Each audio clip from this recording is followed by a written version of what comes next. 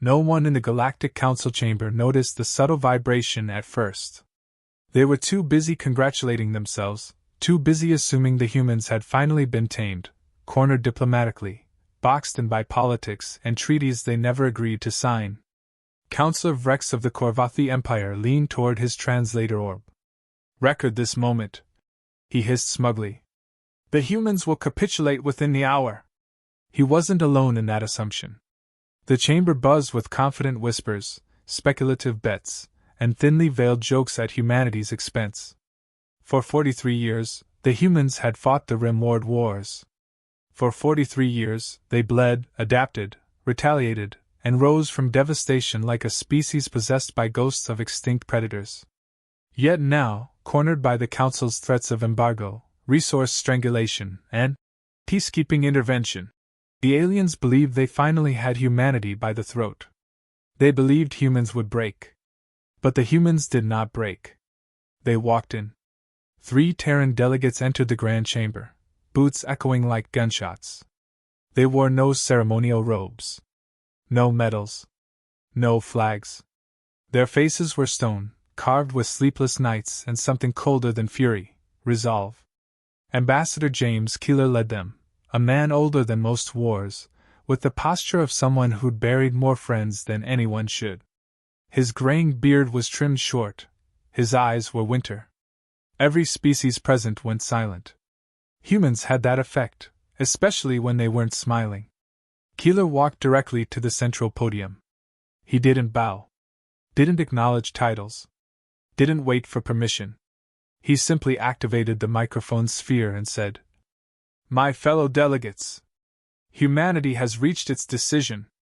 A hush rolled through the chamber. Councillor Vrex rose, scales clinking. "We expect compliance with the peace mandate. Refusal is not an option." Keeler's jaw tightened, but he didn't look at Vrex. He looked at the room, the 1,000-year-old civilization clusters, the dynasties, the conqueror species, the old money empires who believed they had written the ending of this story. Then he spoke slowly. "There will be no peace talks." Shock rippled through the chamber like a plasma pulse. Ambassador Keeler continued. "There will be no treaty. No concessions. No negotiations. Humanity hereby withdraws from the galactic peace process." A dozen delegates jumped to their feet, screeching, chittering, flaring feathers, and rattling mandibles. "You cannot withdraw! This chamber forbids it! This is sedition! You are surrounded, politically and physically!" Keeler didn't blink. "Then consider this our formal resignation from your council," he said. Then he reached into his coat, and the chamber panicked. Weapons hummed. Armored guards raised rifles. The lights dimmed, defensive barriers activating in multiple tiers. But Keeler only withdrew a thin data pad. He tapped it once. The holographic projection flickered to life. It showed a sector map. A very specific sector map. Their sector. The Galactic Core. A region no human fleet had ever entered, or so everyone believed. The projection zoomed. Dozens, no, hundreds of human warships' signatures lit up, neatly positioned, silent, waiting. A bomb of silence detonated in the chamber. Councillor Irathi whispered, trembling. "Impossible. Your fleets cannot be here." "They can," Keeler said. "And they are." Councillor Vrex snarled. "This is bluff. Humans lack the jump capacity." Keeler interrupted him. "We don't. Not anymore." The arrogance in the room evaporated instantly. He let it hang there, a slow, dawning realization that humanity was not cornered, not desperate, not losing. They had simply stopped talking. Keeler continued, voice steady. "For 43 years, you armed our enemies. You funded blockades. You called us volatile while you burned our colonies. And you expected us to sit here like obedient students while you dictated our future." Vrex slammed a clawed fist on the railing. "You risked total war." Keeler leaned forward slightly. "Counselor, you engineered total war. We simply adapted to it." Several delegates shifted nervously. The humans weren't yelling. They weren't threatening. They were informing. That frightened the council more than rage ever could. Keeler tapped the datapad again. A second projection appeared. Desolate alien ruins. A dead world. Burned ships. Evacuation beacons silenced. This recording, Keeler said quietly, was taken 6 hours ago. Counselor Arathi recoiled. That was a Korvathi outpost. Was, Keeler agreed. What happened to it? Vrex demanded, voice shaking. Keeler stared directly at him. You did. The chamber froze. For years, Keeler said, you sabotaged treaties, staged false flag attacks, and tried to manipulate the Council into authorizing a peacekeeping intervention against Earth. You wanted a war you could control. His voice hardened. You wanted humanity pacified. Predictable. Manageable. He raised a finger toward the projection. But you didn't expect that your Black Ops units would hit the wrong convoy. Kill the wrong people. The projection zoomed in. A destroyed civilian ship. Children's cryopods. Vaporized. Vrex's scales paled. This is Forg. Keeler cut him off. You killed a refugee ship carrying the families of Terran diplomats. You made it look like pirates. But you failed to erase the sensor logs. Someone in the chamber whispered. Oh no. Keeler's next words were iron. We don't seek revenge. Humans are past that. A pause. But we do seek justice. Another tap. The third projection appeared. Encrypted orders. Korvathi seals. Vrex's own authorization code. The chamber erupted, shouts, accusations, chaos. Vrex lunged toward his guards, screeching. Seize that human! Seize them all! He didn't finish. Keeler lifted the datapad and spoke calmly over the noise. As of 10 minutes ago, Human Fleet Group Theta engaged and disarmed every Korvathi military installation in the outer core. Without casualties. The room fell deadly silent. Keeler concluded. Humanity isn't here to negotiate. Humanity is here to end the war you tried to hide. He stepped back from the podium. Talks are over. Then the human escorts activated their extraction beacons, and all 3 Terrans vanished in white gold light, leaving the chamber in stunned, horrified stillness. For the first time in centuries, the Galactic Council felt fear. True fear. Because humanity had stopped asking for peace, and started choosing its own future. The extraction beacons faded, but the echo of the humans' departure lingered like a curse. The Galactic Council chamber, once the proud marble heart of the core, now trembled under the weight of what had just unfolded. Counselor Vrex staggered back from the dais, pupils contracting into serpent slits. Seal the chamber, he shouted. Lock down all exits. We must. You must answer for your crimes.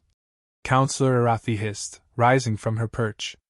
Her species, the feathered Yunari, prided themselves on diplomacy, but even she couldn't hide her disgust. Vrex's talons clicked on the floor. You think this was my doing alone? The humans forged evidence. They didn't forge anything. The new voice belonged to Koral, the massive Kaldru war chief whose people respected only strength. When he stood, the reinforced floor groaned. He lifted a datapad of his own. The Korvathi signals match. Vrex froze. Koral sneered. You orchestrated an attack on diplomats' families? Children? You endangered the Council itself to provoke a Terran surrender? I acted for the greater good. Vrex roared. Humanity is a contagion. They bring war with every expansion, every colony, every. Before he could finish, dozens of delegates switched their holographic voting sigils to red. Some glowed bright crimson, charges of war crimes. Others blinked blue, orders for immediate detainment. In seconds, the chamber declared him an enemy of peace. Vrex wheeled around, scales trembling, voice cracking in desperation. You fools, don't you understand? This is exactly what they want. The humans planned this. This is their trap. But his words fell on deaf ears. Because the chamber's display screens suddenly flickered. Every screen. Every holographic pane. Every communications array. They all shifted to a single image. A human fleet, dark, quiet, positioned like wolves waiting for a wounded animal to run. The chamber went silent. The arrogance that once saturated the room evaporated into raw terror. Counselor Arathi whispered. They weren't bluffing. The fleet markers pulsed. Each one carried an identification tag. TFS Leviathan. TFS Midnight Gale. TFS Horus's Wake. TFS Iron Widow. Names the Council had hoped never to see in core space. Then a transmission arrived. It wasn't coded. It wasn't laced with diplomatic prefixes. It was simple. Direct. Galactic Council, this is Fleet Admiral Helena Drake. Stand by for message. Admiral Drake. The Butcher of the Outer Rift. The woman who once held a siege alone for 9 days using only 3 ships and an asteroid field as ammunition. Now she commanded a battle group in the heart of the core.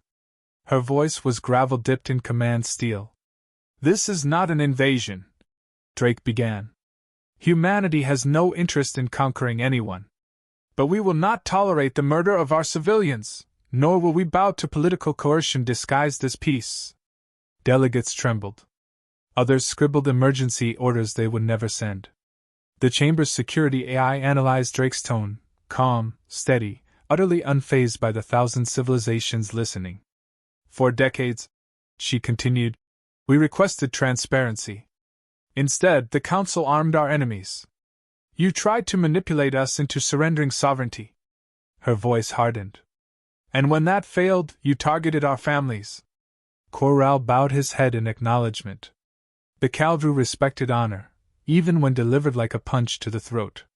Admiral Drake leaned forward in the projection, her lined face stark under the shipboard lights. Humanity does not forget. Humanity does not forgive. But humanity learns. She tapped her console. A second screen appeared, live footage, taken only hours earlier. Human Marines storming a Korvathi weapons depot. Not firing. Not killing. Disabling. Taking weapons from panicked soldiers, shutting down reactors, and walking away. The Korvathi soldiers looked confused, almost relieved. Every installation we hit, Drake announced, was neutralized with non-lethal force. Your people are alive. Your ships are intact. But your war machine is gone. The chamber erupted again, shouts, cries, raw fear. Why spare them? Someone screamed. Drake answered simply. Because we're not monsters. Another image appeared. A single human destroyer hovering above a Korvathi command station, towing escape pods to safety. With this broadcast, Drake continued, we are giving the Council one opportunity. One chance to purge corruption, restore honesty, and abandon whatever fantasy led you to believe we are your pawns. Corral nodded. Arathi nodded. Dozens more joined them. But one delegate, an ancient, skeletal creature named SHRYX, representing the merchant syndicates, slammed his fist. You expect us to believe you could cripple a major empire without casualties? He screeched. Admiral Drake smiled faintly. The type of smile that said, you really don't know us at all, do you? We trained for peacekeeping long before you made us warriors. We learned precision because you forced brutality upon us. And we learned restraint because we know the cost of war better than anyone here. Then her tone shifted, colder than vacuum. If we wanted a war, SHRYX, we wouldn't be sending this message. A heavy pause. We'd be sending a eulogy. Every delegate stopped breathing. Drake looked off-screen for a moment, likely receiving a tactical update. Then she returned her gaze to the chamber. This is humanity's stance, she said firmly. You attacked us indirectly. You killed innocents. You tried to break our spirit. Instead, you strengthened it. Quietly, she delivered the line that would be quoted for centuries. You push humanity to the edge, and we learn to fly. The transmission ended. Silence filled the chamber like fog. It was Arathi who finally spoke, voice small. We must act. We must show good faith. A tribunal for Vrex. Reparations. An invitation for the Terrans too. She stopped. The floor trembled. A deep, thunderous vibration rolled beneath the chamber. Energy columns flickered. Security systems rebooted. Then the Council AI spoke, monotone but urgent. Emergency alert! Korvathi fleet mobilizing. Unauthorized jump signatures detected. Military retaliation imminent. The delegates turned slowly toward Vrex. His grin was no longer defensive. It was predatory. You wanted justice? He whispered. Then prepare for extinction. The core trembled under the threat of war. Vrex's fury radiated like a supernova, his claws slamming console after console. The Korvathi fleet jumped into position, weapons primed, shields humming with lethal energy. Every council member's species scrambled to either flee or assert authority, but it was useless. The humans had already rewritten the rules.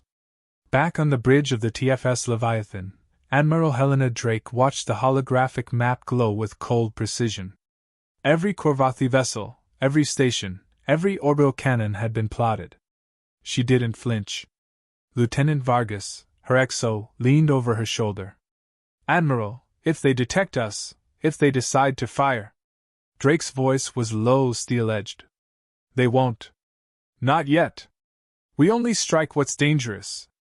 Civilians live. Soldiers live. But the Council doesn't understand subtlety. They never have. A second later, the bridge shuddered, remote vibrations from a distant energy surge. The Korvathi, desperate and panicked, were testing defenses, scanning sectors, running simulations. Drake smiled faintly. Exactly as expected. They're angry. And anger makes mistakes. Across the core, Vrex barked orders in a frenzy.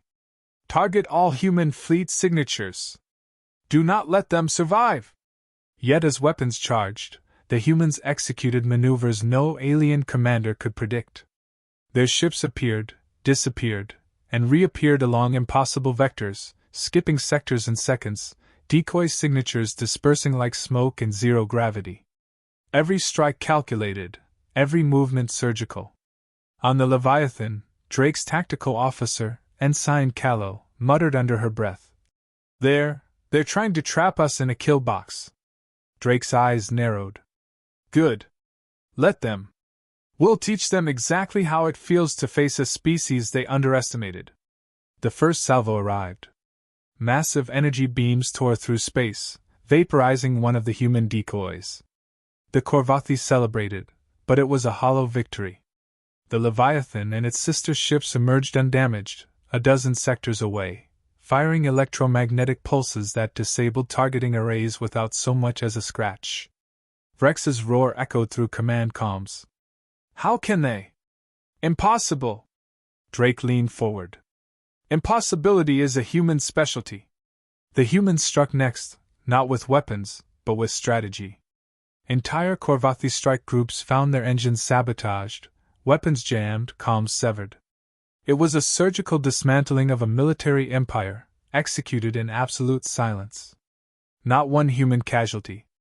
Not one civilian harmed. Vrex's panic grew.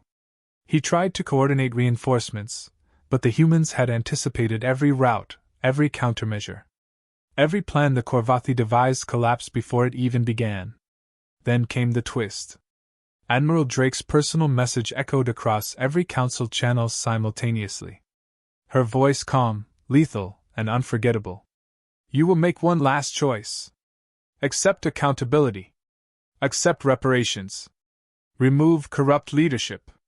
Or humanity will extend its influence until every illegal operation you've sanctioned is neutralized. Everyone. The chamber of the Galactic Council went silent. Every species knew that, neutralized, was not a threat, it was a promise. Counselor Arathi swallowed, eyes wide. They won't, they cannot. They can. Vrex spat, but even he didn't believe it. The humans had already proven impossible to predict. Drake's next maneuver was audacious. Using subspace tunneling technology no Council fleet had seen deployed in core sectors, her fleet infiltrated the heart of Korvathi territory. For hours, stations fell in succession, not destroyed, but paralyzed. Supply lines cut. Communication severed. Soldiers stranded, unable to call for orders. And then she delivered the final blow. A broadcast to every Korvathi ship and station, a recorded hologram of the families aboard the refugee ship that had sparked humanity's wrath. They were alive. Safe. The children smiled. The adults nodded gravely. Every life preserved, every injustice remembered. Vrex's face went pale under his scales. No, they're not monsters, Drake said. Her image filled every screen, her eyes burning.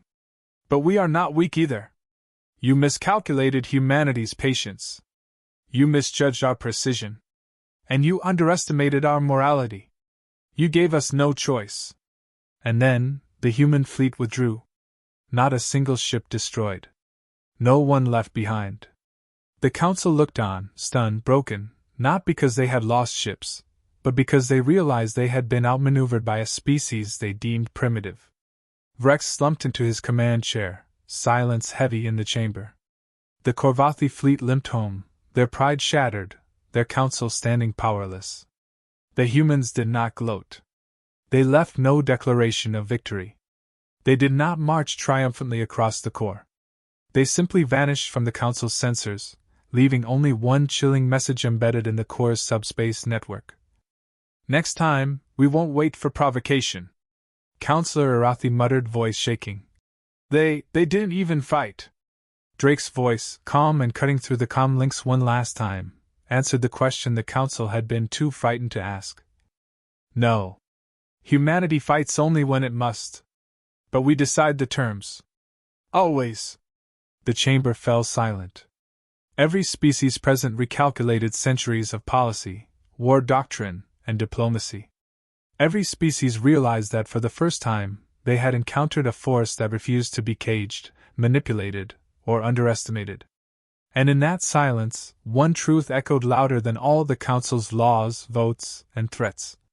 Humanity had withdrawn from peace talks. And in doing so, they had rewritten the rules of the galaxy. The Council would never underestimate them again. Silence reigned in the Galactic Council chamber for longer than any species could remember. The echoes of human precision, restraint, and fury still vibrated in every speaker array, every corridor, every counselor's mind. Even Vrex, whose pride had once been as vast as a supernova, shrank into himself, realizing the enormity of what had just occurred. Admiral Helena Drake's message had been clear. Humanity fought when cornered, but their true power was strategy, patience, and the willingness to defy expectation. Counselor Arathi broke the silence. We need reconciliation, reparations, justice. Otherwise, she trailed off, the horror dawning. Without action, humanity would continue reshaping the galaxy on its own terms. Corral's massive frame leaned on the dais, claws clicking thoughtfully. We learned something today, he rumbled. Strength without honor is hollow. Humanity teaches lessons we may not survive ignoring. Vrex, pale under his scales, spat venom at the floor. Lessons? They humiliated us. They toyed with our fleets, our stations, our authority. They did not toy, Arathi countered. They demonstrated restraint, precision, and ethics we cannot comprehend. And they left us alive. The chamber muttered, murmurs blending fear with awe. Every species present, even the mercantile SHRYX, realized the painful truth. Humans were not invaders, they were a reckoning. Meanwhile, across the galaxy, human fleets had retreated to the rimward sectors. They did not celebrate. They did not cheer. The crews of the Leviathan, Midnight Gale, and Iron Widow moved silently, checking systems, repairing minor damage from evasive maneuvers, and ensuring that no life had been unnecessarily lost. Lieutenant Vargas asked quietly, Admiral, do you think the Council understands what we've done? Drake allowed a faint smile. They understand what they will never forget. Vargas frowned. But they'll come back. They always come back. Drake's gaze hardened. Then we'll be ready. And next time, the consequences will be even more instructive. Back in the Council, Vrex's desperation grew into obsession. He tried to marshal surviving Korvathi forces, sending encrypted messages across core space, calling for allies. Every attempt was met with hesitance, suspicion, and covert resistance from his own people. The human strike hadn't destroyed the fleet, but it had shattered faith, shattered hierarchy, and shattered the illusion of control. Counselor Arathi addressed the assembly with grim determination. The Terrans have taught us all something we refuse to learn. Power without responsibility is dangerous, but restraint with power is terrifying. They do not seek domination, yet they cannot be underestimated. We must restructure the Council, purge corruption, and reevaluate our policies. SHRYX, for once silent, muttered. And yet, they have no obligation to return. No obligation, Arathi agreed. But they have demonstrated the highest standard of what we should aspire to. The Council debated for hours, deciding reforms, reparations, and political restructuring. Rex protested, but his voice barely carried over the hum of consensus. His era of unchecked arrogance was over. Far beyond the core, humanity celebrated nothing. Families reunited, scientists returned to research, pilots debriefed in quiet solemnity.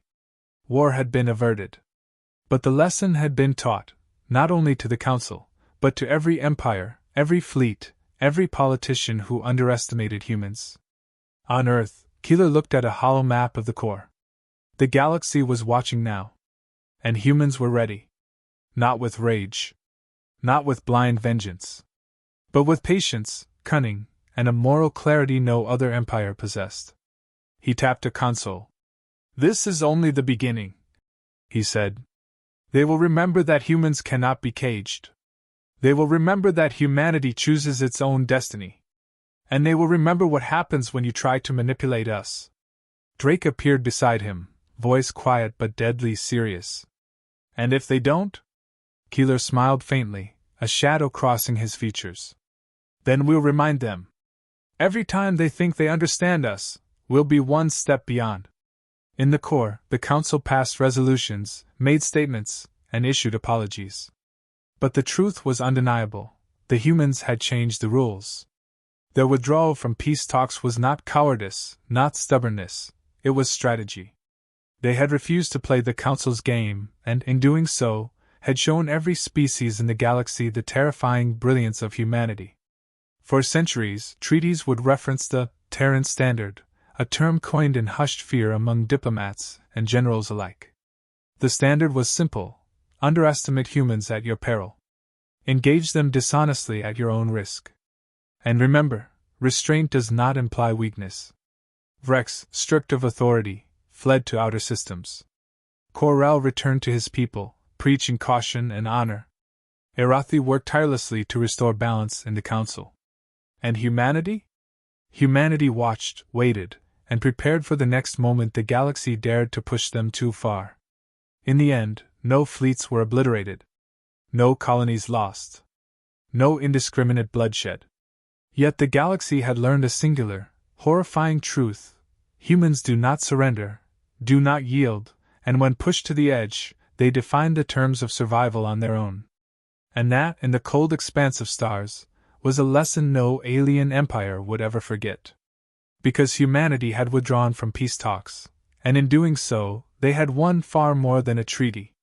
They had won respect, fear, and the undeniable right to chart their destiny. The galaxy would remember. The Council would never forget.